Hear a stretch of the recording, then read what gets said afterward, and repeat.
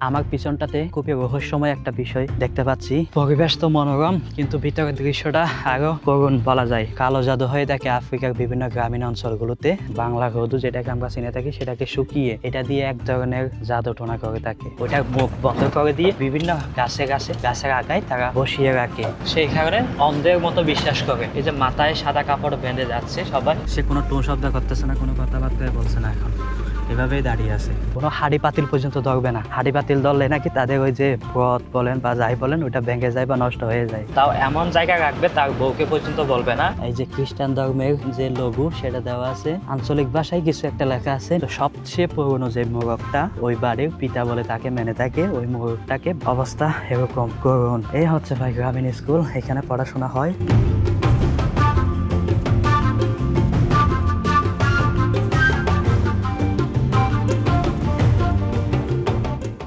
শুভ সকাল বন্ধুরা, সকাল বাজে এখন 6:30। আমি এখন আছি আফ্রিকার মোজাম্বিকের আমার সেই পুরোনো জায়গায়, যেখান থেকে প্রতিটা ভিডিও শুরু করতেছিলাম রিসেন্টলি। শীত অবশ্য শেষ এই দেশটাতে, কিন্তু এখনো কুয়াশা মাখা সকাল দেখা যাচ্ছে। যদিও বা দিনের বেলা একটু গরমটা বাড়ে, 28-30 ডিগ্রির মতো হয়ে থাকে। এখন সূর্যোদয় হলো, কিন্তু সামনে এখনো দেখা যাচ্ছে কুয়াশা মাখা সকালের সেই শীতের চিত্র। এখনো যাচ্ছি বেসিক্যালি আঙ্কেলের বাসায়, আবার আপনাদেরকে নতুন একটা গন্তব্যে গিয়ে নতুন একটা জনপদের সাথে পরিচয় করিয়ে দিতে। আজকে অবশ্য রবিবার। বাই দ্য ওয়ে, আজকে আপনাদেরকে দেখাতে যাচ্ছি মুয়াজা গ্রামের জীবনযাপন বেসিক্যালি। তো পিছনে দেখতে পাচ্ছেন সূর্যোদয় হয়ে গেল এন্ড এখনো কুয়াশা মাখা সেই চিরছানা শীতের সকাল দেখা যাচ্ছে। এদিকে সেও বের হয়ে গেল, পানি আনতে যাচ্ছে মেবি। বন্দিয়া এখানকার ঠেলা গাড়ি বলা যায় এক প্রকার, পানি আনতে যাচ্ছে। বন্দিয়া তো দেবে তো রেডি। আমিও টাইম দিয়ে চলে আসলাম আজকে। তো সাবস্ক্রাইব করে আনছেন আফ্রিকা, আমাকে ইন্সপায়ার করতে পারেন। এর চেয়ে বেশি ফার্দার সাপোর্ট করতে চাইলে buy me a coffee link দেওয়া আছে, সেখানে গিয়ে আপনারা চাইলে সাপোর্ট করতে পারেন। আবার দেখা আঙ্কেলের সাথে, আপনারা পিছনে অনেকগুলো ভিডিওতে ওনাকে দেখছিলেন। তো দেখা যাক মুয়াজা গ্রামে গিয়ে আপনাদেরকে কি কি দেখাতে পারি। এইখানকার এরিয়াটা যদি একটু দেখায়, আপনারা আগে একটা ভিডিওতে দেখছিলেন, এইগুলা সবই বাঘ এরিয়া বলা যায়। সামনের দৃশ্যটা দেখতে অনেকটা এরকম, রাস্তা খুবই ক্লিয়ার। সকালবেলায় মানুষের জীবিকা শুরু হয়ে গেল। এরা দেখতে পাচ্ছি শাক বিক্রি করতেছে।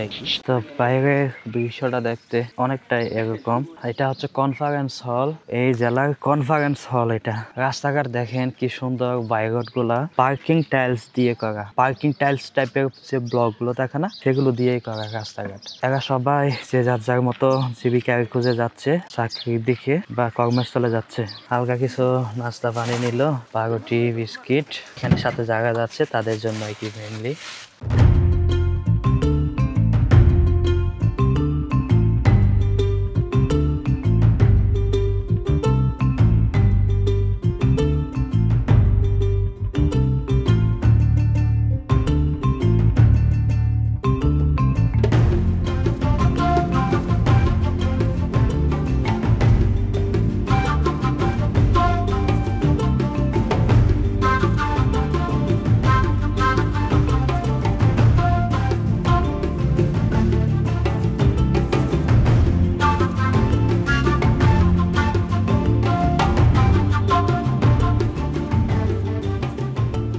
আমরা মেনলি একটা পাহাড়ের ডালু বেয়ে যাচ্ছি। আঁকা বাঁকা পথ তো আছেই, সেই সাথে পাথরের পথ, সারাটা পথ জুড়ে পাথর বিছানো। আর মাঝে মাঝে দেখা যাচ্ছে কিছু সবজির চাষ দেখতে পেলাম, টমেটো, পাতাকপির চাষ।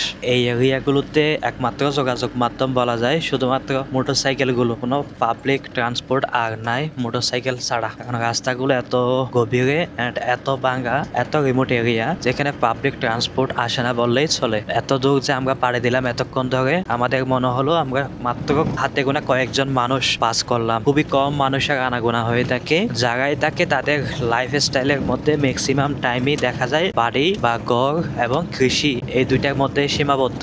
রাস্তাঘাটে আসা বা গল্পগুজব অথবা শহরাঞ্চলে যাওয়া বা যাইতে হয়, এই সংখ্যাটা খুবই কম। আরেকটা ফ্যাক্ট হলো আজকে অবশ্য রবিবারে তাদের কাজকর্ম বন্ধ থাকে। আমাদের দেশে যেমন শুক্রবারে আমাদের চেষ্টা করি মোটামুটি একটু ফ্রি থাকতে, সেরকম রবিবার। এখানকার বেশিরভাগ মানুষের ধর্ম যেহেতু খ্রিস্টান, তাদের প্রার্থনা বা গির্জায় যাওয়ার দিন থাকে রবিবারে। সেই সুবাদেও আজকে মানুষজন খুব একটা বেশি দেখা যাচ্ছে না রাস্তায়। চলেন আপনাদেরকে খুব ইন্টারেস্টিং একটা বিষয় দেখাই। প্রাথমিক বিদ্যালয়, এইটা এই এলাকার স্কুল বলা যায়। এই যে দেখতে পাচ্ছেন এগুলাই টুল, ওই যে দেখেন অবস্থা, মনে হয় আপাতত বন্ধ হইতে হবে স্কুলটা, দেখে যতটুকু মনে হচ্ছে মানে আপাতত বন্ধ। এখানে ছাত্রীরা বসে, মাটিতেও বসে, অথবা এই যে গাছটা দেখতে পাচ্ছেন এই গাছে হয়তো বা বসে, উপরে টিন নাই টোটালি। এটা একটা স্কুল। পরিবেশটা দেখেন কি শুনশান, নীরবতা, মানুষজনের বসতি নাই বললেই চলে, এমন রিমোট এরিয়াগুলো।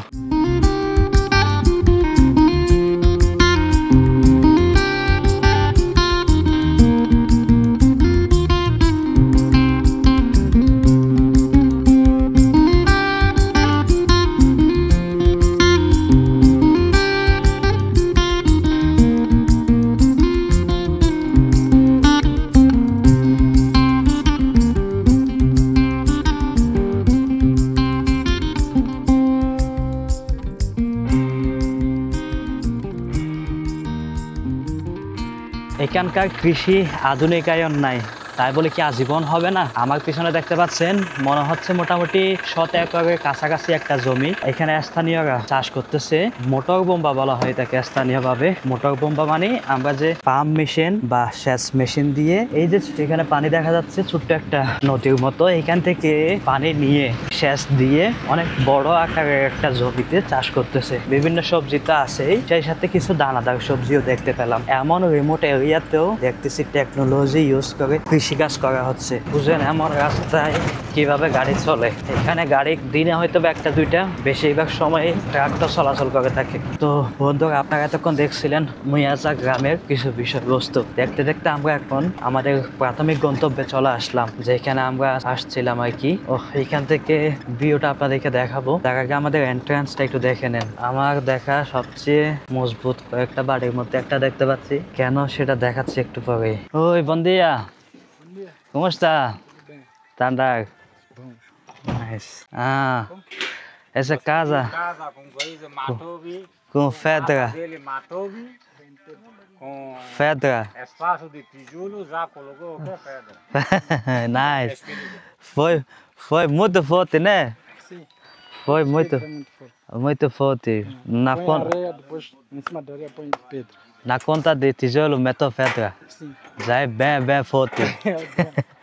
Nice.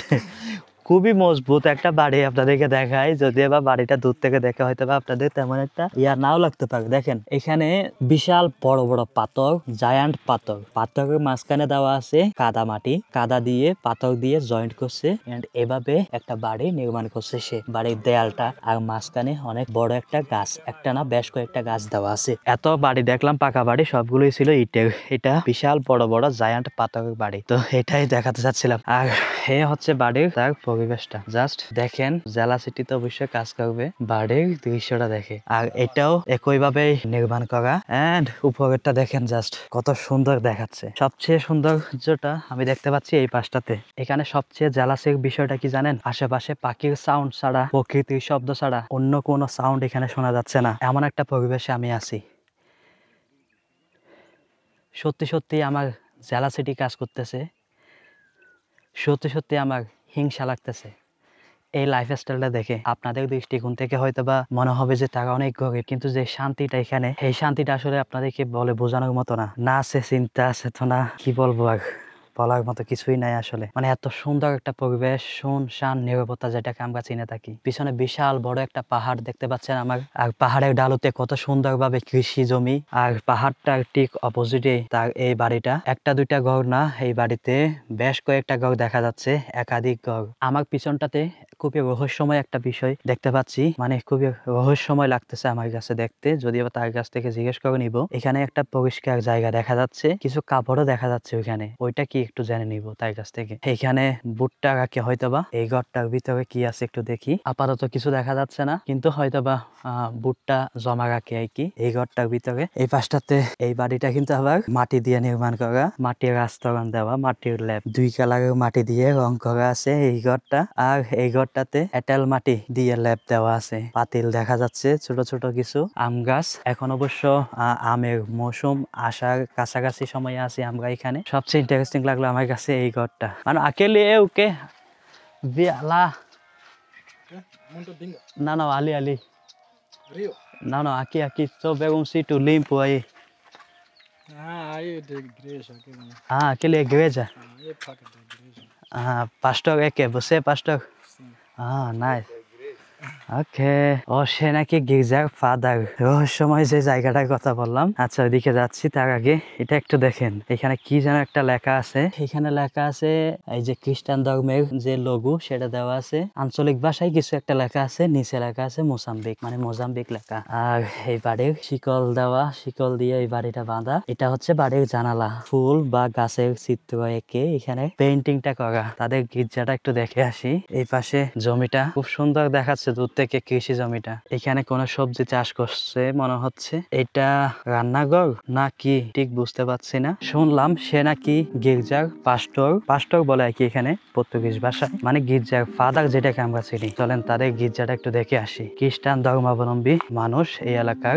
আর এখানেই ফাদার হিসেবে তার যে ড্রেস, সেই ড্রেসটা এখানে আছে, রাখা আছে। আর এই পরিষ্কার জায়গাটাতে মানুষ বসে। এখানে একটা লাঠি দেখা যাচ্ছে, যেটা হয়তো বা তার ধর্মীয় কোনো একটা অংশ আর কি, তাদের ধর্মের। এইখানটাতে কিছু তেল, মনে হচ্ছে সে তেল পড়া বা এরকম কিছু দেয়। কালো জাদু হয়ে থাকে আফ্রিকার বিভিন্ন গ্রামীণ অঞ্চলগুলোতে, আপনারা হয়তো বা জেনে থাকবেন। আগের অনেকগুলো ভিডিওতে আপনাদেরকে এই বিষয়টা আমি শেয়ার করেছি আপনাদের সাথে। এইখানে দেখে মনে হচ্ছে বিভিন্ন রকমের রং রাখা আছে, একটা লাঠিও রাখা আছে, যেটা কিনা তাদের ধর্মের একটা অংশ আর কি। মনে হয় সে জাদুটোনা বা এরকম কিছু হয়তো বা করে থাকে। বোতলের মধ্যে তেল রাখা আছে, কিছু বোতলে পানি রাখা আছে, এরকম কিছু। আমার কিন্তু ভয় লাগতেছে কালো জাদু বা ব্ল্যাক ম্যাজিকের জায়গা এটা, যেখানে সে গির্জার ফাদার হিসেবে এখানে ধর্মীয় শিক্ষা দিয়ে থাকে এলাকাবাসীকে। কিন্তু কোনো এলাকাবাসী দেখতে পাচ্ছে না, ইভেন তার ঘরের যে মানুষ, পরিবারের যে সদস্য, তাদেরও দেখতে পাচ্ছে না। শুধুমাত্র তাকেই দেখা যাচ্ছে একা, আর কাউকেই দেখতে পাচ্ছি না এখানে। যার বাড়িতে আসছি সে মূলত ভুট্টা চাষী, এই অঞ্চলে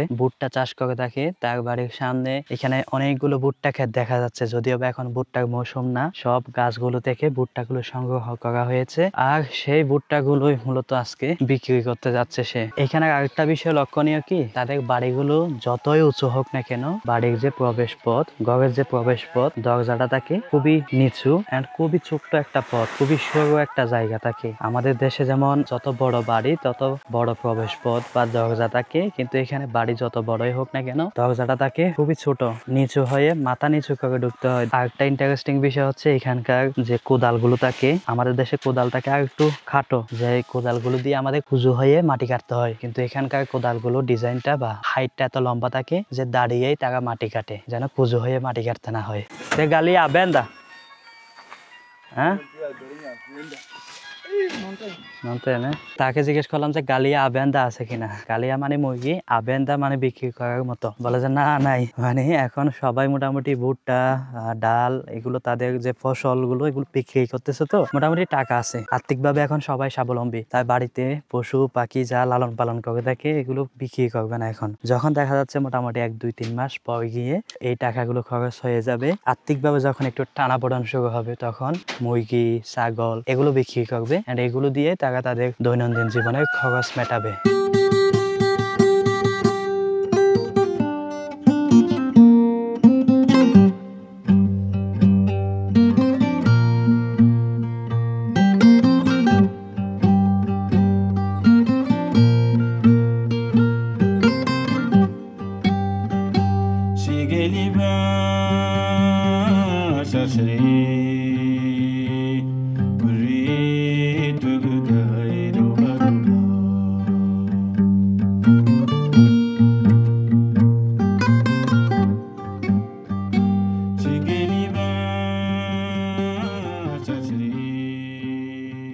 একটা বাড়ি দেখলাম, বাড়ির সামনে একটা দোকান। দোকানটা দেখেন মনে হচ্ছে কোন একটা কম্পার্টমেন্ট সে কিনে এনে গাড়ির ভ্যানের পার্ট কিনে এনে এখানে বসাই দিছে, এটাই তার দোকান। বাড়ি মনে হয় না যে মানুষজন আসছে, এখানে বনমোরগ দেখা যাচ্ছে প্রচুর।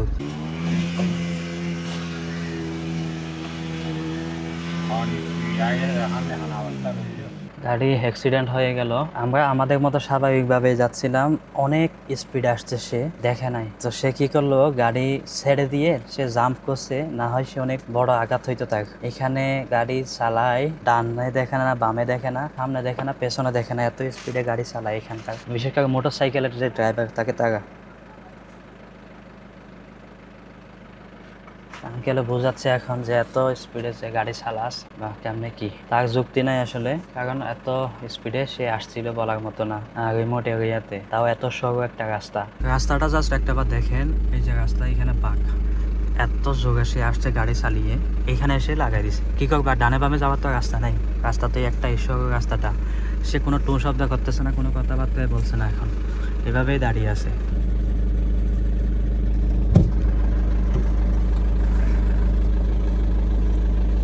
যে আফ্রিকার জঙ্গল বলা হয়ে থাকে, সেই আফ্রিকার জঙ্গল, দুই পাশে দুটো জঙ্গল, নাম না জানা, কখনো না দেখা কত শত হাজার প্রকৃতির গাছ, আর প্রকৃতির শুকিয়ে যাওয়া মৃতপ্রায় প্রকৃতি, মাঝখানে পোড়া পোড়া জঙ্গল। এই জঙ্গলগুলো এই সময়টাতে তারা বেশি পুড়িয়ে থাকে। 1-1.5-2 মাস পর থেকে এই সমস্ত জায়গাগুলোতে হয়তো বা নতুন ভাবে চাষবাস করবে, যেখানে এই ছাইগুলো খুবই কাজে দিবে। অথবা অনেক সময় দেখা যায় যে এই অঞ্চলগুলোতে সাপের বিচরণ বেড়ে যায়, এই ক্ষেত্রেও জঙ্গলগুলোকে পুড়িয়ে সাপের উৎপাত থেকে নিজেদেরকে রক্ষা করার প্রচেষ্টা চালায়। এখানে অনেক জায়গায় দেখা যাচ্ছে রাস্তা নাই, রাস্তা বলতে কি মানুষ হাঁটার রাস্তা বা ছোট্ট একটা সরু রাস্তা, এখানেই যেতে হচ্ছে আমাদের। এইখান দিয়ে যে তাদের চাষকৃত যে ফসল, এগুলো তারা নিজেদের উদ্যোগে যে বাজার দিকে নিয়ে আসবে বা হাইওয়ের দিকে নিয়ে আসবে, সেটা পসিবল না। দেখা গেল এখানে মোটর সাইকেলেই শুধুমাত্র চলে, এই মোটর সাইকেলে করে এক বস্তা 50 কেজি ওজনের ভুট্টা নিতে তাদের লাগবে 100-200 টাকা, গাড়ি ভাড়াই চলে যাবে। তো সেই ক্ষেত্রে দেখা গেল যে আমরা এখানে আমাদের এই গাড়িগুলো করে এনে এই গাড়িগুলোতে করে আসলে একটু কষ্ট হইলেও অ্যাটলিস্ট তাদের যে ভোগান্তি ওইটা অনেকটাই কমে আসে। সেক্ষেত্রে তারা এইরকম জায়গা প্রত্যন্ত অঞ্চল বা রিমোট এরিয়া থেকে সংগ্রহ করে থাকে, গাড়ি নিয়ে এসে তাদের কাছে এই বিক্রি করতে সবচেয়ে বেশি স্বাচ্ছন্দ্য বোধ করে থাকে। আমরা এখন এই বাড়িটাতে আসলাম, এখানেও কিছু আছে হয়তোবা। এই ক্যামেরাটার একটা খারাপ দিক বলবো আর কি, যখন এরকম অনেক বেশি লাইটিং থাকে, আর যেমন আমার এখানে ব্যাকগ্রাউন্ডে দেখা যাচ্ছে একটু লালচা লালচা, আমার ফেসেও সেটা আসতেছে, ফেসটা অনেক বেশি ওয়ার্ম হয়ে গেছে। তো অ্যান্টি ফিল্টার ইউজ করতে হবে মেবি, দেখি আবার দেশে গেলে অ্যান্টি ফিল্টার নিয়ে আসবো। কি গাছ কমেন্ট করে জানাবেন, আমি চিনতেছি না ব্যক্তিগতভাবে, আপনারা চিনে থাকলে অবশ্যই জানাবেন। গত একটা ভিডিওতে দেখছিলেন যে এরকম অনেকগুলো বড় বড় গাছ দিয়ে তারা মুরগির খামার বা মুরগির জন্য বাসা নির্মাণ করতেছিল, সেরকম মুরগির বাসাটা এখানে। আর চিরচেনা সেই আফ্রিকান বাড়ি। এখানে আজকে শুধু প্রকৃতিতে যে ব্যাকগ্রাউন্ড সবসময় দেখতে পাচ্ছি পাহাড়ি ব্যাকগ্রাউন্ড, ওই পাশে এন্ড এইখানেও পাহাড়ি ব্যাকগ্রাউন্ড। এটা হয়তো বা ওয়াশরুম, গাছতলায়। ছাগল যদি এখন জিজ্ঞেস করে বিক্রি করবে কিনা, বলবে যে না, ছাগলের গলায় ঘন্টা দিয়ে রাখছে। আমার দেশে যেমন গলায় দেওয়া হয়, মানে বিভিন্ন জায়গায় যাইতো, কোন সাইডে আছে কোথায় আছে খুঁজে পাওয়া মুশকিল, সেই কারণে ঘন্টা দিয়ে রাখছে যেন সাউন্ড শুনে সে ডিটেক্ট করতে পারে তার ছাগল কোথায় আছে। সুন্দর বুদ্ধি। চলেন আমরা এই পাশে ভিউটা একটু দেখে আসি। আরেকটা বাড়ি দেখতে পেলাম, যেটা মনে হচ্ছে খুবই পরিকল্পিত ভাবে মজবুত ভাবে বানানো, মাটি দেওয়াই আছে এইখানটাতে, খড় তো আছেই, খড়ের সাথে তালাটা কিভাবে বাঁধলো দেখেন, গাছ দিয়ে লতা দিয়ে খুবই শক্ত ভাবে মজবুত করে বাঁধা হয়েছে এটাকে।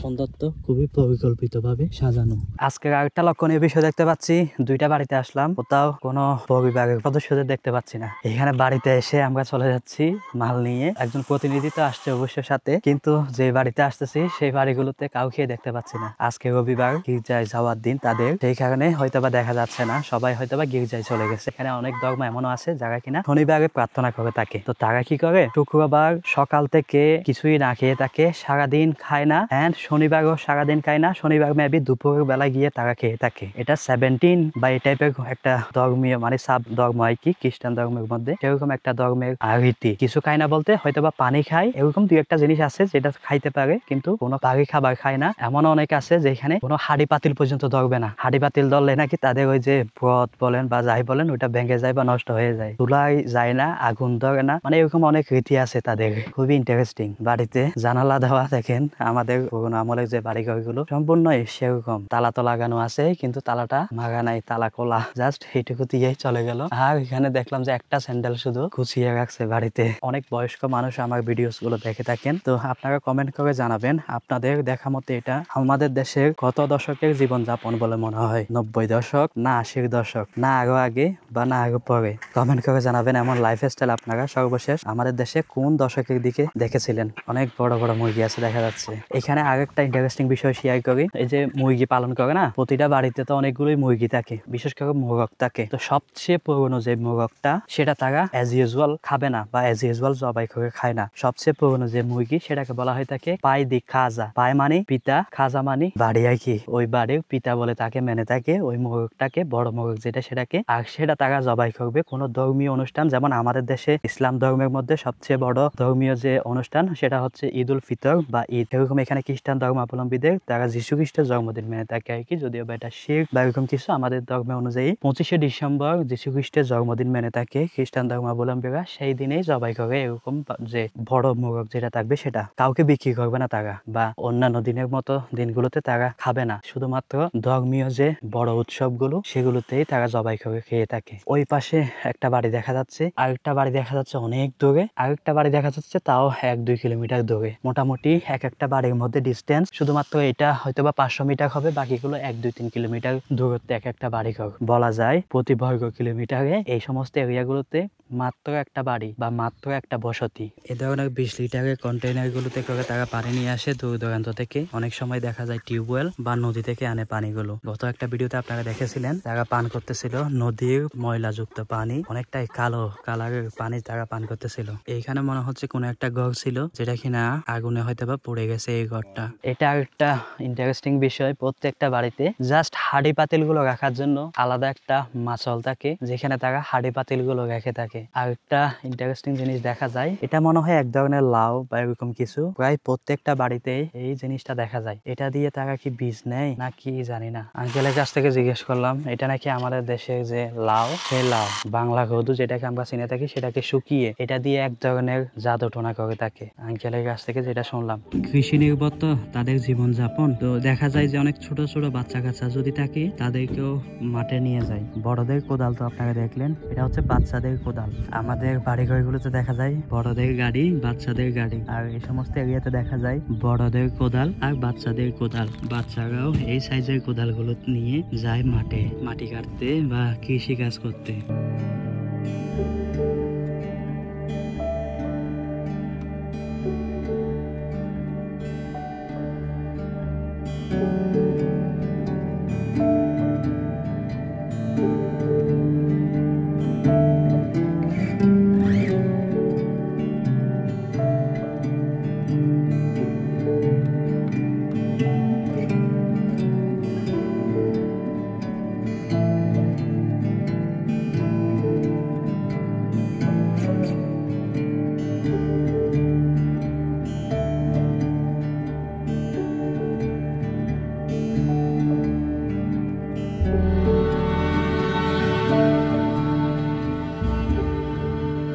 এই এরিয়াটাতে আরেকটা জিনিস খুব ভালো হয়, মূল্যবান একটা জিনিস পাওয়া যায়, মধু।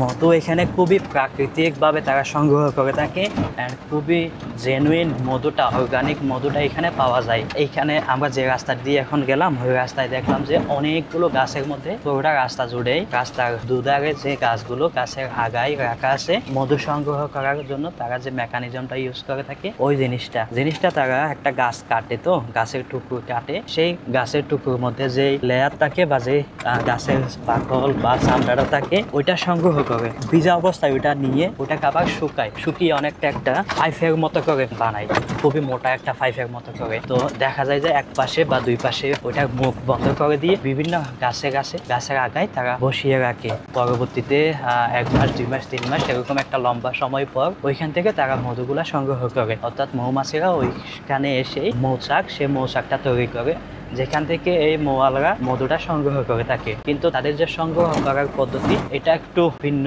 আমাদের দেশে মৌয়ালরা যে মধুগুলা সংগ্রহ করে অনেক পরিষ্কার ভাবে তারা পায়, কিন্তু এখানে যারা সংগ্রহ করে দেখা যায় ময়লা বা যে মরা মৌমাছি এবং বিভিন্ন ধরনের ময়লাগুলো এখানে থেকে যায়। তো ওইটার জন্য কি করে তারা আবার একটা হাঁড়ি বা পাতিলের মধ্যে ওই মধুগুলো নিয়ে ময়লাযুক্ত মধুগুলো সিদ্ধ করে। সিদ্ধ করলে যতগুলো ময়লা থাকে সবগুলো একটা আস্তরণ হিসেবে উপরে চলে আসে, দেন ওইটা নিয়ে ফেলে মধুটা পরিষ্কার হয়। কিন্তু আমি যতদূর জানি মধু সিদ্ধ করলে মধুর যে গুণগত মান ওইটা নাকি নষ্ট হয়ে যায় বা অনেকাংশে কমে যায়। তো সেক্ষেত্রে আমরা অনেক সময় তাদেরকে যাদের কাছ থেকে মধু নিয়ে থাকি বলে থাকি যে সিদ্ধ করার আগেই যেন আমাকে দেওয়া হয়, কারণ সিদ্ধ করলে ওইটা আমি আর নিব না। বাংলাদেশে যারা যায় এখান থেকে ম্যাক্সিমাম সবাই অ্যাটলিস্ট মধুটা নিয়ে যায়। দাম যদি বলি 1 লিটার আমাদের দেশে 200-300 টাকা বা এর চেয়েও কম দামেও মধু পাওয়া যায় এখানে, 150-200 টাকা একদম অর্গানিক এই মধুটা। অনেক সময় তো আমরা এখানে 5 লিটার 10 লিটার পর্যন্ত মধু এখান থেকে বাড়িতে নিয়ে যাই।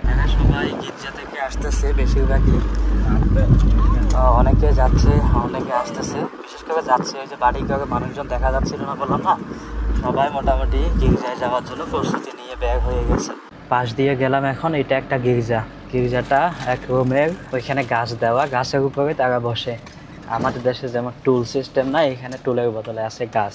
এখানে আশেপাশে একটা টিউবওয়েল আছে, এই টিউবওয়েল থেকে হয়তো বা মিনিমাম 1, 2, 3, 4, 5 কিলোমিটার এলাকা জুড়ে যে সমস্ত বসতিগুলো আছে ওইখান থেকে মানুষ এসে পানি নিয়ে যায় বালতিতে করে বা 20 লিটার কন্টেনারে করে। এই হচ্ছে এখানকার পানির ব্যবস্থা। খুবই দুর্লভ একটা বিষয় এই সমস্ত এরিয়াগুলোতে পানি, বিশেষ করে পাহাড়ি এরিয়াগুলোতে। আর সমতল স্থান হইলে হয়তো বা একটু ইজিলি পাওয়া যায়, স্কুল থাকে বা কোনো থানা থাকে বা হসপিটাল থাকে, সেখানে টিউবওয়েল থাকে, ওইখান থেকে নেই। পাহাড়ি এমন রিমোট এরিয়াগুলোতে পানি বা সুপেয় পানি খুবই দুর্লভ। আমরা অনেকক্ষণ পর মানে এমন জঙ্গলের হাইওয়েতে আসলাম, মেন জঙ্গল থেকে বলা যায় জঙ্গলের হাইওয়েতে আমরা এসে পৌঁছালাম। জনমানবহীন, যেহেতু আজকে রবিবার। এই পিচ্ছি দেখা যাচ্ছে এখানে লাঙ্গল নিয়ে যাচ্ছে, তাই যাচ্ছে মাঠে। খুবই ইউনিক স্টাইলের একটা লাঙ্গল দেখতে পেলাম।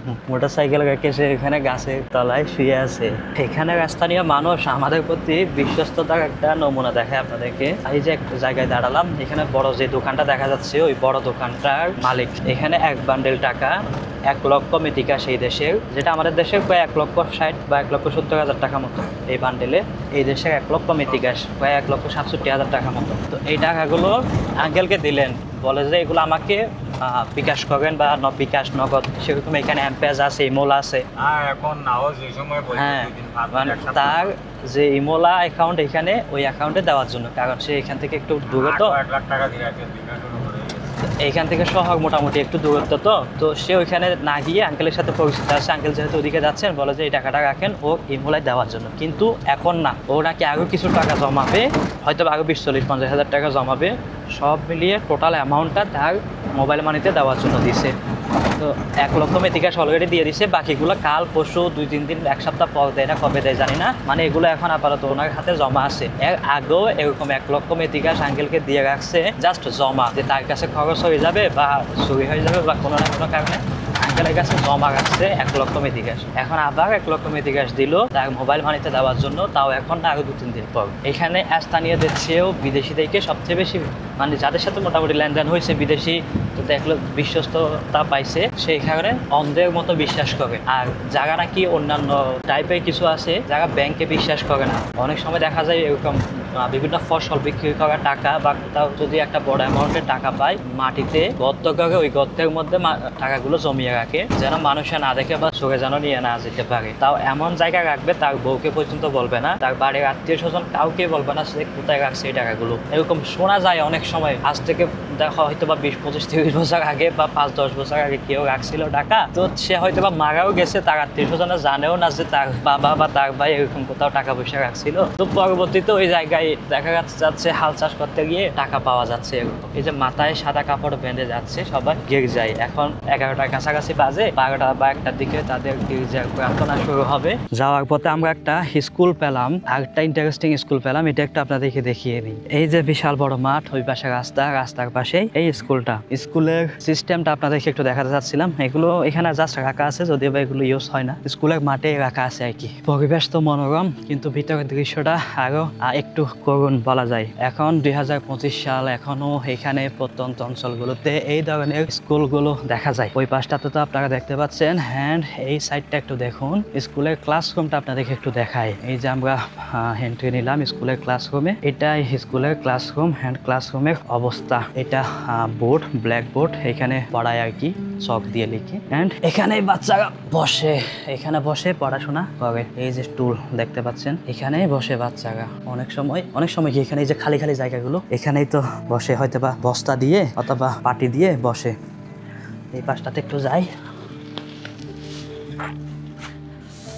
এই পাশেও অবস্থা এরকম করুন। এই হচ্ছে ভাই গ্রামীণ স্কুল, এখানে পড়াশোনা হয়। আর উপরের অবস্থাটা দেখতে অনেকটাই এরকম। এই হচ্ছে ভাই এখানকার গ্রামের স্কুল। এই পাশেরটাও যদি একটু দেখায়, ডিজাইন দেওয়া আছে গাছ দিয়ে সাজানোর চেষ্টা করছে আর কি। এই পাশেরটা এরকম, পিছনে পুরোটাই খালি, মানে খোলা, একদম ভাঙা, উপরে একদম খালি, ছিঁড়া জরাজীর্ণ অবস্থা। এটা প্রাথমিক বিদ্যালয় হবে। 3টা ক্লাসরুম দেখা যাচ্ছে, 3টা মিলিয়ে হয়তো বা 1 থেকে 5 পর্যন্ত পড়াশোনা করে থাকে। এই হচ্ছে গ্রামীণ আফ্রিকার স্কুল দেখতে পাচ্ছেন আপনারা। এখানে বাচ্চারা বসে পড়াশোনা করে, মাটিতেও বসে, টুলেও বসে, কাঠের উপরও বসে। এন্ড এই স্কুলের উপরের অবস্থা এরকম একটা স্কুলে দেখা যায় 2 শিফট করে পড়াশোনা করানো হয় থাকে। হ্যাঁ, প্রাথমিক বিদ্যালয়, কিন্তু এতেও 2 শিফট হয় থাকে। দেখলেন তো মাত্র 3টা রুম, দেখা গেল এক শিফটে 1, 2, 3, পরের শিফটে হয়তো বা 4, 5, 6 এরকম। এখানে প্রাইমারি স্কুল মেবি 6 পর্যন্ত মেবি হয়ে থাকে, এরপরে হাই স্কুলটা শুরু হয়। তো এই পর্যন্ত কেমন উপভোগ করলেন অবশ্যই কমেন্টে করে জানাবেনই। আর আপনারা অনেকেই আমাকে কোয়েশ্চেন করে থাকেন যে আমি কি ডিভাইস ইউজ করে থাকি বা কি গিয়ারসগুলো ইউজ করে থাকি। এই ভিডিও ডেসক্রিপশনে একদম লাস্টের দিকে সব ডিটেলসে দেওয়া আছে। অ্যান্ড এগুলো আপনারা চাইলে অ্যামাজন থেকে যদি কেউ কিনতে চান, বিশেষ করে বাংলাদেশে তো অ্যামাজন মেবি অ্যাভেলেবল না, দেশের বাইরে থেকে আপনারা ওইখান থেকে গিয়ে কিনতে পারেন। আমি যেই গিয়ারসগুলো ইউজ করে থাকি ওগুলো লিঙ্ক নিচে দেওয়া আছে। তো সাবস্ক্রাইব করুন আনসিন আফ্রিকা ইউটিউব চ্যানেল, আর আমাকে ইন্সপায়ার করুন। দেখা হচ্ছে ইনশাল্লাহ নেক্সট ভিডিওতে। আঙ্কেলকে আবারও অনেক অনেক ধন্যবাদ দিয়ে আজকের ভিডিওটা এই পর্যন্তই শেষ করতে যাচ্ছি। বাই, সবাই ভালো থাকেন, আল্লাহ হাফেজ। ইনশাআল্লাহ, বাই বাই।